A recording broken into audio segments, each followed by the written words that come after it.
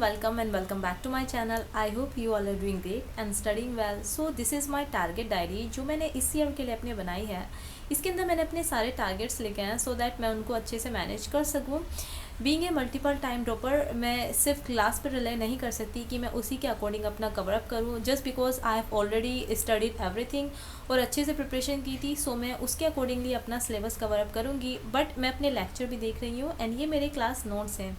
सो lecture देखने का reason ये है, जैसे लाइक दिस ईयर हमारे बायोलॉजी में बहुत ज़्यादा स्टेटमेंट टाइप क्वेश्चन आए थे. आई डिडेंट वांट कि next year assertion type reason हमारे केमिस्ट्री या फिजिक्स में आ जाए, तो मैं वहाँ पर बैठ के रोकना नहीं चाहती. दैट्स वाई मैंने क्लास ज्वाइन की है कि अगर कुछ समथिंग न्यू है, टीचर करा भी रहे हैं क्लास में, अगर इस टाइप का आता है तो मैं एग्जामिनेशन सेंटर में वहाँ पर उसको टैकल कर सकूँ.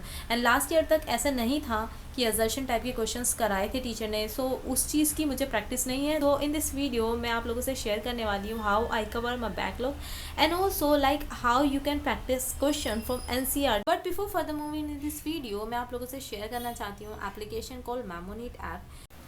You must not sit back and relax after reading NCERT for few times. Each and every line have to be read out and practice because the absolute clarity come after practice and you have to solve maximum MCQs as much as you can. So basically Memonit cover the NCERT line by line and it has 30,000 plus questions are framed from each and every line.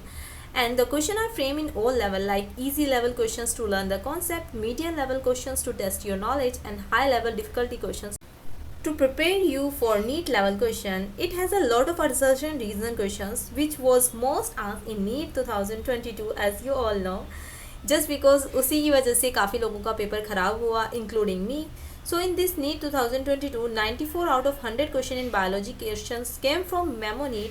The questions were either similar or directly came from this app, and also in chemistry 50 out of 42 questions came from Memonit application. So Memonit also have interactive formula section especially made for physical chemistry and organic name reaction, क्योंकि काफ़ी लोगों को इसमें issue होता है. So they frame the question in three formats. First you will see the flashcard that will help you to read and memorize it. Second type of question is matching type and the third type of question is jumbled word type. So ये आपकी MCQ practice को और interesting कर देगा, bore नहीं होने देगा आपको. And for physics, it has video lecture on all important topics and the questions were framed from each and every second of video. So instead of watching the lecture again and again, you can just practice MCQs questions.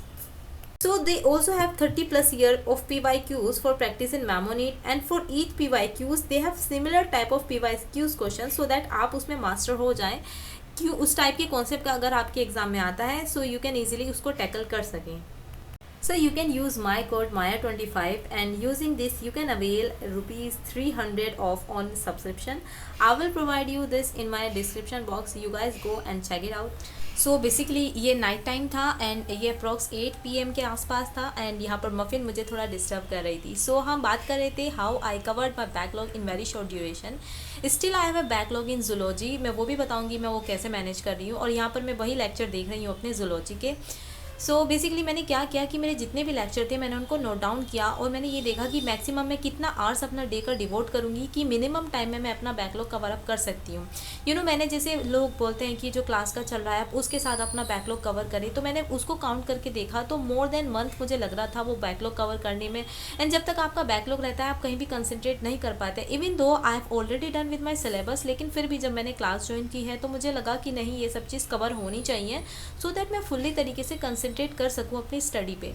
तो मैंने यही किया था कि एक दिन में particular एक सब्जेक्ट का एक चैप्टर किया. लाइक आज मुझे पूरे दिन में फिजिक्स करना था तो मैंने फिजिक्स की एंड देन नेक्स्ट डे मुझे आज केमिस्ट्री का एक चैप्टर कंप्लीट करना है तो मुझे पूरा केमिस्ट्री का चैप्टर ही करना था. इसके साथ मैं आपको बता दूं मैंने कोई टेस्ट नहीं दिया, मैंने कोई क्वेश्चन प्रैक्टिस नहीं किए, क्योंकि अगर मैं वो करती तो मुझे इतना टाइम नहीं मिल पाता कि मैं एक दिन में पर्टिकुलर एक चैप्टर कंप्लीट कर लेती.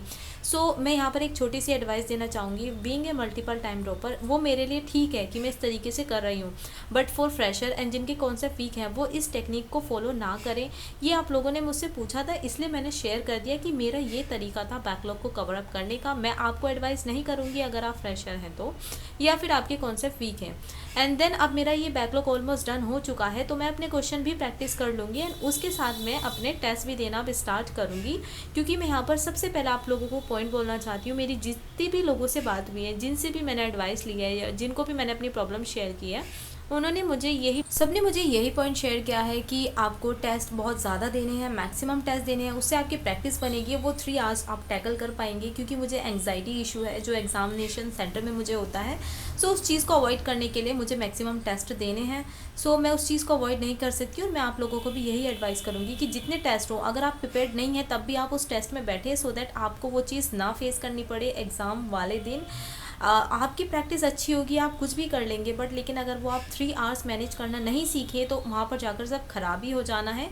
सो ये था पॉइंट कि मैं बोल रही हूँ कि आप लोग ना करें जो फ्रेशर हैं या फिर जिनके कॉन्सेप्ट वीक हैं। सो इस तरीके से मैंने अपना मैनेज किया। अब मेरा जूलॉजी का जो बैकलॉग है वो मैं इस तरीके से मैनेज कर रही हूँ कि मेरा जो डे की क्लासेस होती हैं वो मैं आफ्टरनून में देखती हूँ, और देन उसके बाद मैं अपना बीच में ब्रेक लेती हूँ, एंड देन रात में मैं अपना सेल्फ स्टडी करती हूँ। फिर उसके बाद मुझे 2 या 3 आवर जितने भी बचते हैं ना, तो मैं उसमें बैठ के अपने वो लेक्चर देखती हूँ। जैसे यहाँ पर मैं अपना अभी रिवीजन कर रही थी, मैंने पहले अपना फिज़िक्स किया, देन अब मैं बायोलॉजी कर रही हूँ। इसके बाद मेरा जो टाइम बचेगा उसमें मैं अपने जो भी जूलॉजी के लेक्चर जितने हो सकते हैं उतने देखूँगी। एंड यहाँ पर मैंने एक चीज़ अपनी और चेंज की है। जैसे लास्ट ईयर तक मैं अर्ली मॉर्निंग में पढ़ती थी, ठीक है, बट दिस ईयर मैंने अपना शेड्यूल कम्प्लीटली चेंज किया है टू नाइट। अब मैं लेट नाइट तक स्टडी करती हूँ। रीज़न सबका डिफरेंट होता है, मेरा भी डिफरेंट है क्योंकि मैं रात में अच्छे से मैनेज कर पा रही हूँ, और उसमें मुझे क्या होता है ना कि टाइम अच्छे से मिल जाता है, बार बार उठना नहीं पड़ता। तो ये रीज़न है मेरा लेट नाइट स्टडी करने का। एंड आई होप कि आप लोगों को समझ आ गया होगा कि मैंने कैसे बैकलॉग कवर अप किया अपना, और आपको किस तरीके से मैनेज करना है वो आप पर भी टोटली डिपेंड करता है। सो यहाँ पर मेरा आज का सेल्फ स्टडी कंप्लीट हो चुका है। क्योंकि अभी स्टार्टिंग है, एकदम से मैं इतना ज़्यादा नहीं करना चाहती, बट हाँ, till the end of September and starting of October मैं अपना बहुत अच्छे से स्टडी करने वाली हूँ, जैसे एग्ज़ाम से पहले करते हैं हम। बट यहाँ पर अभी फ़िलहाल थोड़ा धीरे धीरे मैंने अपना स्टार्ट किया, क्योंकि एकदम से मैं अपनी बॉडी पे प्रेशर नहीं दे सकती पढ़ने का। And it's already 3 AM in the morning, and अब मेरी सेल्फ स्टडी हो गई थी, तो मैंने सोचा कि अब मैं अपने जो मेरा बैकलॉग है जूलॉजी का उसको कवर अप कर लेती हूँ। एंड देखते हैं किस टाइम तक मैं जगती हूँ, और यहाँ पर मैं अपना वही कवर कर रही हूँ। आई होप कि आप लोग भी अच्छे से पढ़ रहे हैं, और अच्छे से अपना पढ़ते रहिए, डरने की कोई बात नहीं है। बैकलॉग है तो उसको कवर कीजिए, उसकी वजह से आप डिस्टर्ब रहेंगे तो फिर कोई फ़ायदा नहीं है आपके क्लास ज्वाइन करने का। उसको कवर करने का अपना तरीका निकालें किस तरीके से करना है, और अच्छे से पढ़ते रहें। और टेस्ट देखो, बिल्कुल स्किप नहीं करने हैं आप लोगों को। मिलते हैं आप लोगों से नेक्स्ट स्टडी ब्लॉग में। Till then bye everyone.